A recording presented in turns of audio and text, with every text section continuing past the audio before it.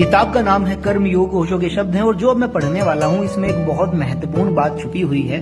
Comment करके या मुझे आप जरूर बताना कि आपको क्या समझ में आया ये सुनने के बाद, ठीक है। मैंने सुना है एक ईसाई फकीर पर देवता प्रसन्न हो गए, कहानी है, और उन्होंने आकर उसके पैर पकड़ लिए देवताओं ने। उन्होंने कहा कि हम तुझे कोई वरदान देने आए हैं, मांग ले, तुझे जो कुछ मांगना हो। तो उस फकीर ने कहा, बड़ी गलती की, बड़ी देर से आए, जब मेरे पास मांग थी तब तुम्हारा कोई पता न चला, और अब जब मेरी कोई मांग न रह गई तब तुम आए हो। अब तो कुछ मांगने को नहीं बचा, क्योंकि मांगने वाला ही नहीं बचा। अब तुम व्यर्थ परेशान हो रहे हो। तुम किससे कह रहे हो? उन्होंने कहा, हम तुमसे कह रहे हैं। उस फकीर ने कहा, लेकिन मैं तो अब हूं ही नहीं, तुम परमात्मा से ही पूछ लेना, अब तो वही है। लेकिन ऐसे आदमी पर देवता और प्रसन्न हो गए। उन्होंने बिल्कुल उसके पैर ही पकड़ लिए और कहा कि कुछ मांगना ही पड़ेगा। उसने कहा, लेकिन अब मांगे कौन, किससे मांगे?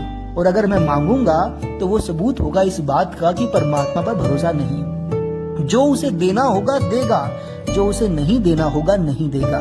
जो उचित होगा वो होगा, जो उचित नहीं होगा वो नहीं होगा।